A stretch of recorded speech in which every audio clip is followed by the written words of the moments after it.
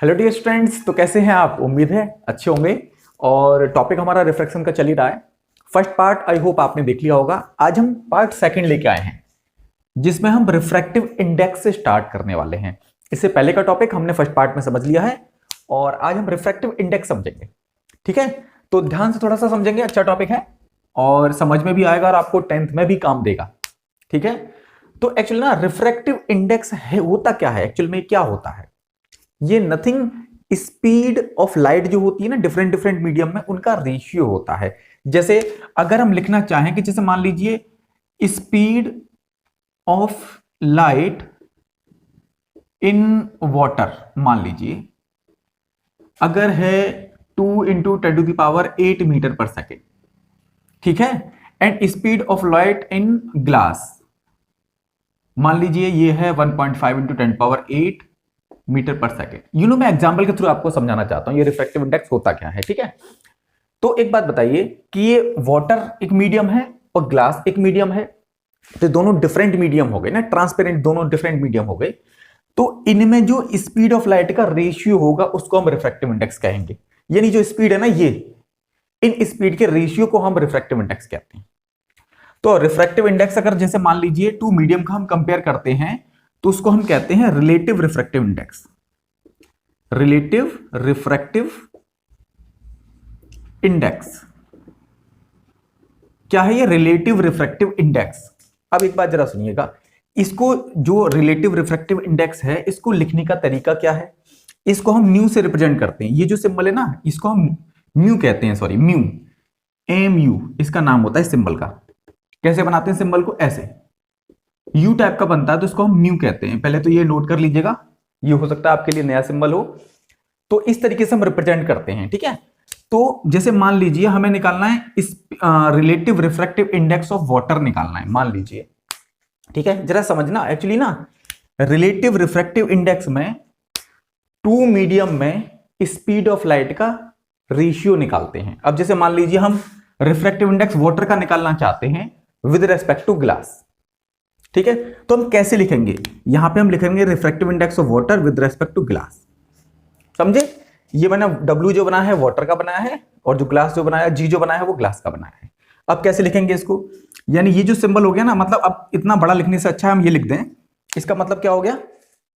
Refractive index of water with respect to glass equal to, जिसका आपको refractive index निकालना हो, किसका निकालना है?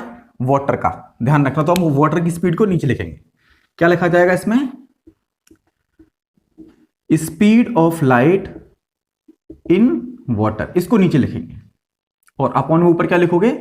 Speed of light, speed of light in glass. कुछ बात समझ में आई? तो जो आपकी बुक में जो फॉर्मूला दिया है ना, refractive index of a medium with respect to other medium, वो यही है। मतलब अब उसमें ना मीडियम 1 दे दिया है, मीडियम 2 दे दिया है। अब जैसे मान लीजिए कोई टू मीडियम है, ए और बी, कोई टू मीडियम है ए एंड बी। अब ये टू डिफरेंट ट्रांसपेरेंट मीडियम है, तो इन दो टू मीडियम्स में स्पीड ऑफ लाइट डिफरेंट होगी, और जब डिफरेंट होगी तो हम रिफ्रैक्टिव इंडेक्स निकाल सकते हैं। Refractive index of A with respect to B निकाल सकते हैं, या refractive index of B with respect to A ये निकाल सकते हैं। ठीक है, आपकी देखो बुक में भी एक फॉर्मूला दिया है रिफ्रैक्टिव इंडेक्स का, ये रिफ्रैक्टिव इंडेक्स का ये फॉर्मूला दिया है ना, तो आप इसको भी एक बार देख लीजिएगा, उसी का अकॉर्डिंग है। मैं थोड़ा आपको समझाना चाहता हूं, एक और मैं आपको एग्जांपल लेता हूं, जरा समझिए। जैसे मान लीजिए, अब इसमें पता हम कैसे लगाएंगे फॉर्मूला? फॉर्मूला पुट कर लेते हैं। Speed of light in glass क्या है? ये है 10⁸ मीटर पर सेकेंड, और अपॉन में क्या लगाएंगे? Speed of light in water, यानी 2 इंटू 10⁸ मीटर पर सेकेंड। ये तो कैंसिल आउट हो गए, कितना आ गया? पॉइंट हटा के 0 आ जाएगा, तो 15/20, 5 सेकेंड कैंसिल आउट हो गया। 5 से 15, 5 4 20, यानी 3/4 आएगा। अगर इसी क्वेश्चन में अगर हमसे पूछा जाता, इसमें मैं लिख दूं एक बार, ये भी लिख देता हूं, रिफ्रैक्टिव, थोड़ा स्पेस कम है मैं पास पास लिखूंगा, ठीक है। रिफ्रैक्टिव इंडेक्स ऑफ, किसका निकाला हमने? Water, water with respect to glass. ये आपको एक ही लाइन में लिखना है, इसको हम ये भी लिख सकते हैं। ठीक है, ये आपको एक ही लाइन में लिखना है, तो उसका फॉर्मूला ये बनेगा, ध्यान रखना। मतलब जिसका रिफ्रैक्टिव इंडेक्स निकालना हो उसको आपको उसकी स्पीड ऑफ लाइट जो है नीचे लेनी है उस मीडियम में।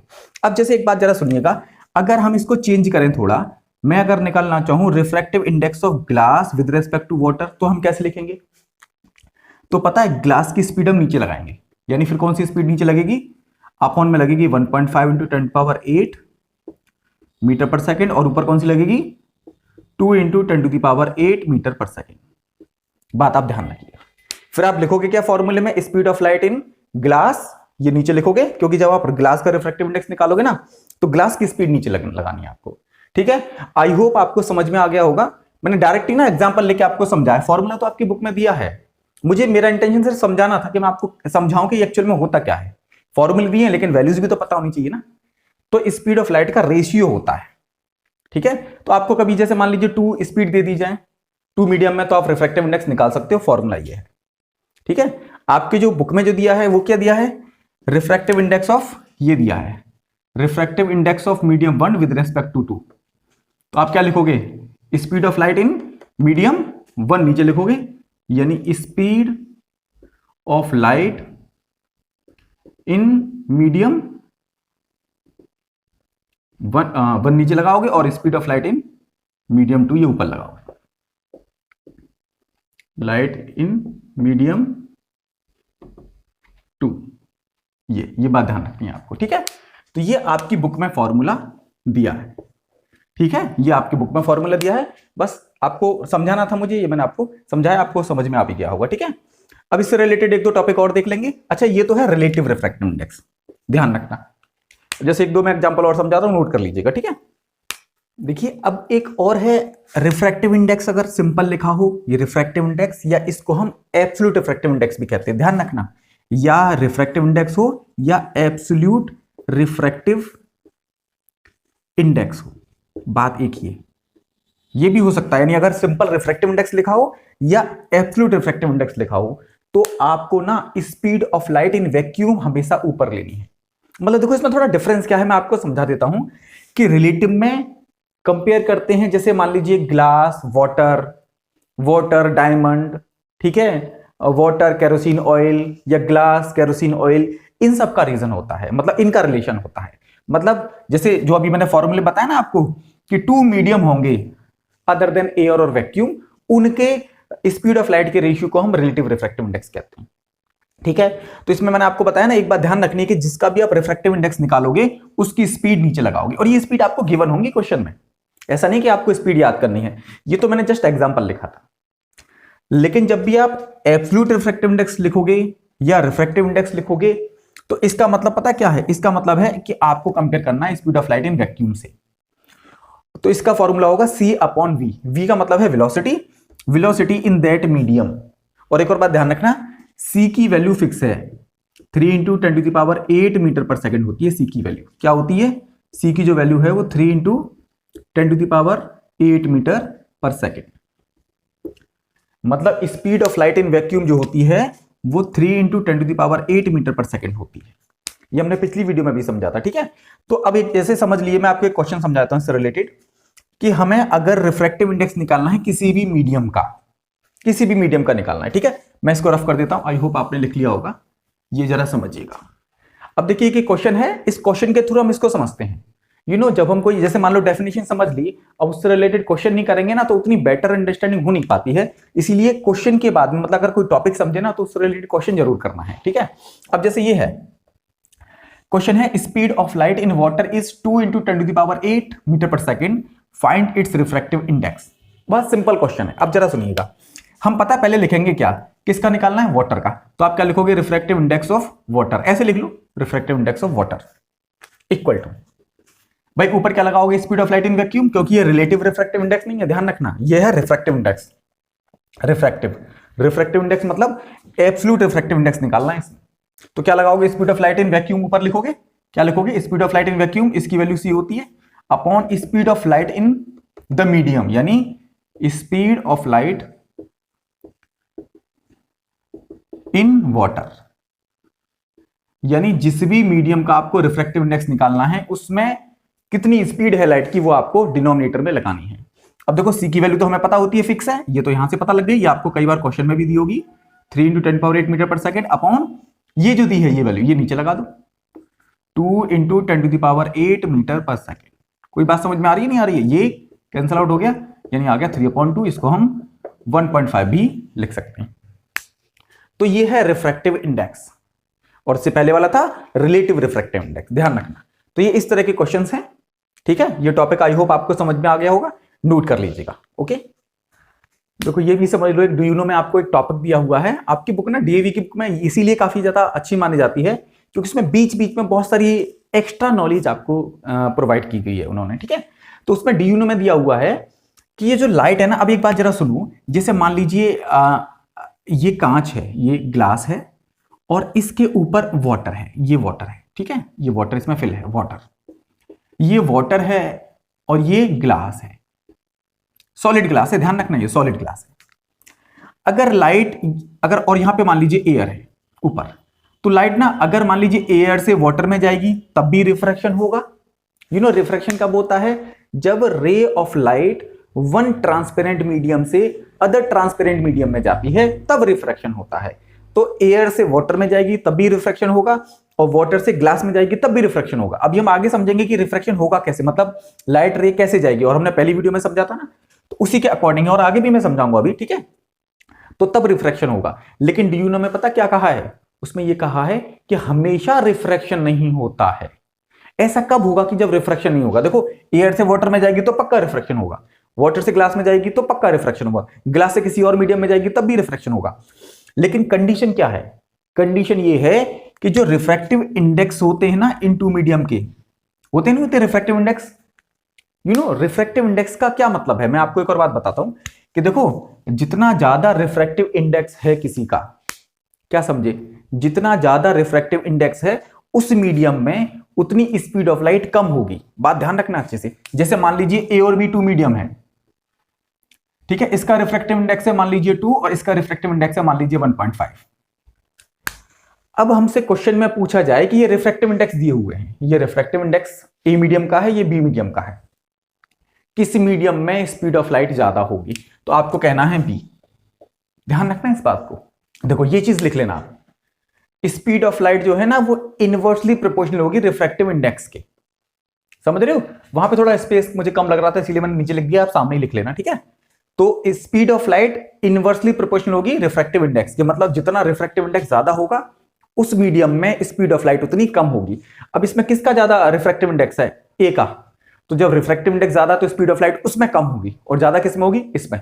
अगर कोई तीसरा मीडियम है मान लीजिए ये सी, इसका रिफ्रैक्टिव इंडेक्स मान लीजिए 1.2 है, अब किसमें सबसे ज्यादा स्पीड ऑफ लाइट होगी?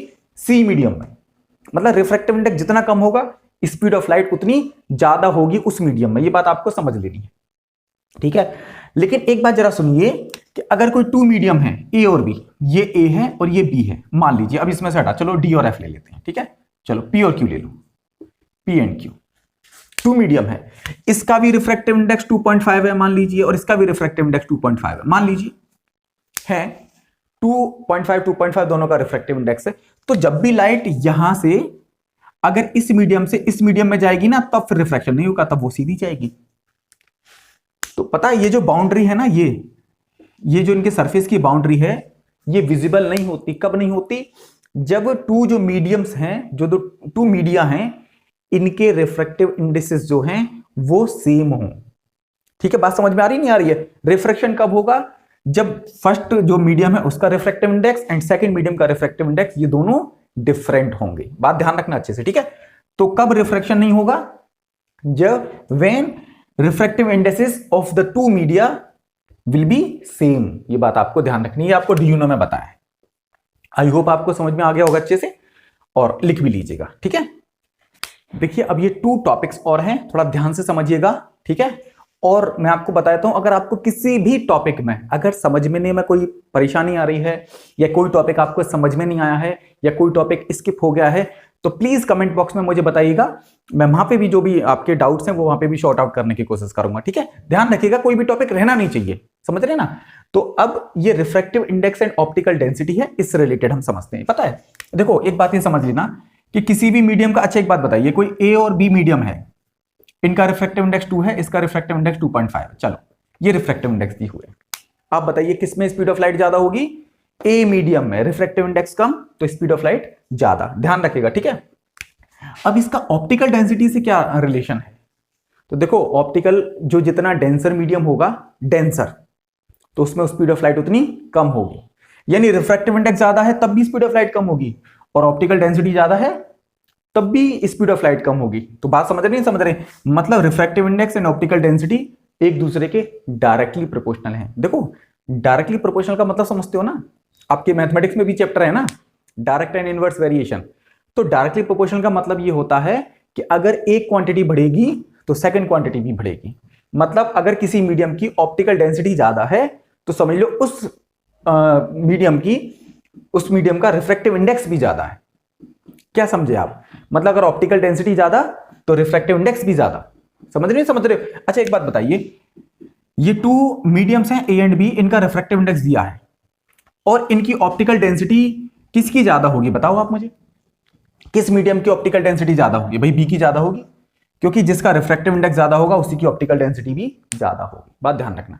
तो ऑप्टिकल डेंसिटी किसकी ज्यादा है? बी की। और ऑप्टिकल डेंसिटी किसकी कम है? ए की। लेकिन स्पीड किस मीडियम में ज्यादा होगी लाइट की? ए में। बात ध्यान रखना, ठीक है। और बी मीडियम में स्पीड ऑफ लाइट कम होगी। आई होप आपको समझ में आ गया होगा, ठीक है, ये चीज है। अब हम समझते हैं रूल्स ऑफ रिफ्रैक्शन। देखो एक बात जरा समझिएगा कि आपको जो भी मैं टॉपिक करा रहा हूं, एक आपकी रेस्पॉन्सिबिलिटी है, वो ये है कि आपको ना बुक लाइन बाय लाइन पढ़नी है, ठीक है। क्योंकि अगर मैं लाइन बाय लाइन आपको मान लो पढ़ाऊंगा भी तो उसमें टॉपिक ना फ्लो में नहीं हो पाता है। अब एक्चुअली ये फ्लो में कुछ एग्जांपल्स हम लेते हैं, वो चीज सब चीज होती है, तो उससे थोड़ा सा बेटर अंडरस्टैंडिंग आती है। आपको लाइन बाय लाइन पढ़ना है, उनको पढ़ने में आपको कोई भी प्रॉब्लम आ रही है तो आपको कमेंट करके बताना है, और कैसा आपको समझ में आ रहा है ये भी आपको कमेंट करके बताना है, ठीक है। अब हम समझते हैं रूल्स ऑफ रिफ्रैक्शन। ये मैंने पहले भी बता दिए थे, आज फिर एक बार समझ लीजिएगा बहुत अच्छे से, ठीक है। जरा ध्यान दीजिएगा, ये हटा देते हैं आप, जरा सुनो। जैसे मान लीजिए यहां पर कोई मीडियम है, ये एयर है, एयर नहीं ले, रेयर मीडियम ले लो, कोई एक रेयर मीडियम है, रेयरर मीडियम, और ये है डेंसर मीडियम, डेंसर मीडियम। देखिए जरा समझ लीजिएगा, रेयर मीडियम मतलब जैसे यहां पे एयर है, यहां पे वाटर है, तो रेयर मीडियम हो गया कौन सा? एयर। और डेंसर मीडियम कौन सा हो गया? वाटर। तो ध्यान रखना, जब भी ray of light rarer medium से डेंसर मीडियम में जाएगी तो ये टुवार्ड नॉर्मल आती है। बात ध्यान रखना। देखो नॉर्मल क्या होता है ये भी जरा समझ लो। एक्चुअली ये टू मीडियम है, यहां से नीचे अलग मीडियम है और यहां से ऊपर अलग मीडियम है, ठीक है। एक्चुअली ट्रांसपेरेंट मीडियम होते हैं, तो इसीलिए मैंने केवल एक बाउंड्री बना दी है बीच की, ऊपर रेयर मीडियम है और नीचे डेंसर मीडियम है, ठीक है। अब एक बात पहले समझ लेना, एक नॉर्मल पता है, नॉर्मल एक परपेंडिकुलर लाइन होती है, जो कि जो सरफेस होता है ना टू मीडियम के, उन पे परपेंडिकुलर लाइन होती है, उसको हम नॉर्मल कहते हैं। ये हमेशा हम डॉटेड लाइन से बनाते हैं। जैसे मान लीजिए इस मीडियम से कोई लाइट आई यहां, ठीक है, ये कौन सी रे हो गई? Incident ray. अब जिस पॉइंट पे ये इंटरसेक्ट कर रही है यहां पर, तो आपको वहीं पे परपेंडिकुलर लाइन बनानी है, बिल्कुल परपेंडिकुलर, बिल्कुल सीधी, एक ऐसे, ये परपेंडिकुलर लाइन। तो दिस इज नॉर्मल, ये जो डॉटेड लाइन जो बनाई है ना, दिस इज नॉर्मल। अब अगर रेयर मीडियम से डेंसर मीडियम में जाएगी ना, तो वो जानी चाहिए थी सीधी। सीधी कब जाती बताओ? अगर बिल्कुल स्ट्रेट फॉरवर्ड कब होती? जब ये दोनों सेम मीडियम होते, मतलब दोनों का रिफ्रैक्टिव इंडेक्स सेम होता। लेकिन अब रिफ्रैक्शन तो होगा, तो लाइट कैसे जाएगी? ये अपना पाथ से ना बेंड हो जाएगी, तो ये टुवार्ड नॉर्मल आ जाती है ऐसे। कुछ दिख रहा है? समझ गए नहीं? तो सीधे ना जाके टुवार्ड नॉर्मल आती है। बात आपको ध्यान रखनी है। तो फर्स्ट रूल क्या है? When a ray of light goes from rarer medium to denser medium, it come toward normal. It move toward normal. Normal की तरफ शिफ्ट हो जाती है ये रिफ्रैक्टेड रे, ठीक है। बात समझ में आ रही है? अगर ये रेयरर मीडियम नहीं होता और ये डेंसर मीडियम होता और ये वाला रेयरर मीडियम होता, तब क्या होता? तब लाइट, पता है, ध्यान रखना, तो लाइट अवे फ्रॉम नॉर्मल जाती है। मतलब जाना चाहिए था सीधा स्ट्रेट, बट ये अवे फ्रॉम नॉर्मल हो जाती है। बात ध्यान रखना, क्या समझा हमने?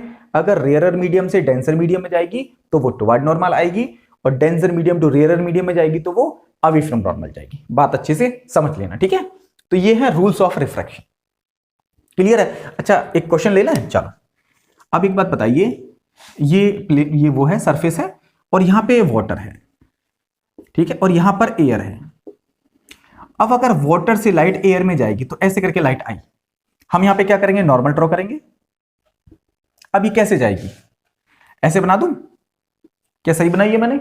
नहीं, गलत है, क्योंकि वाटर जो है डेंसर मीडियम है और ये रेयरर मीडियम है। तो जब भी लाइट डेंसर मीडियम से रेयरर मीडियम में जाती है तो कैसे जाती है, अवे फ्रॉम नॉर्मल, यानी नॉर्मल से दूर जाएगी, यानी सीधी आ रही है ऐसे, उससे भी दूर हो जाएगी। तो ये तो गलत बनाया ना, तो आपको क्या करना है, करेक्ट करना है, समझ रहे हो? तो ये लाइट आपको ऐसे बनानी है। आई होप आपको समझ में आया होगा, समझ रहे हैं ना? अगर वाटर से एयर में जाएगी तो वो अवे फ्रॉम नॉर्मल जाएगी। तो ऐसे कुछ डाउट है, मतलब कोई ऐसे टॉपिक्स है ना कि जो बोर्ड एग्जाम्स में आ सकते हैं, इसीलिए मैं करा रहा हूं कि आपका कंसेप्ट क्लियर होना चाहिए, ठीक है? तो समझ में आपको आ गया होगा। नेक्स्ट टॉपिक समझते हैं। डियर स्टूडेंट्स, ये एक वेल नोन एक्टिविटी है, बहुत ध्यान से आपको समझनी है, इंपॉर्टेंट भी है और इससे रिलेटेड बोर्ड में क्वेश्चन भी आ सकता है, तो आपको बहुत ज्यादा ध्यान से समझनी है। एक्चुअली इस एक्टिविटी में है क्या, आपने देखा होगा ना कि कभी भी किसी भी ट्रांसपेरेंट ग्लास में पानी हो और उसमें एक पेंसिल पड़ी हो, यानी पेंसिल इस तरीके से, तो ना हमें बैंड दिखाई देती है। इसका रीजन पता है क्या है? इसका रीजन जो है, इसका जो कॉज है वो है रिफ्रैक्शन। एक्चुअल में क्या होता है जरा समझते हैं। एक्चुअल में पेंसिल जो होती है वो सरफेस तक होती है, बट वो हमें बैंड दिखाई देती है। इसका रीजन क्या है जरा समझना।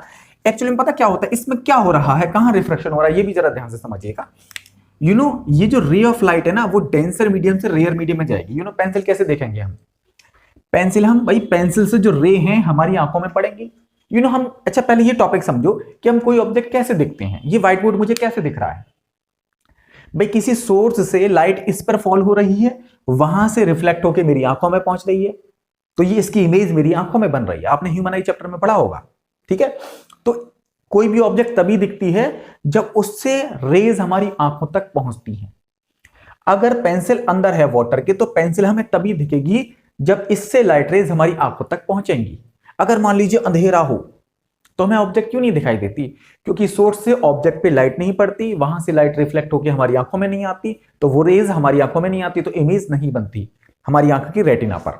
ध्यान से समझ लेना। अच्छा एक बात जरा सुनो, हमें कभी कोई अंधेरा हो रहा हो रूम में, हमें कोई ऑब्जेक्ट देखनी हो, तो हम क्या करते हैं, उस ऑब्जेक्ट पे लाइट मारते हैं।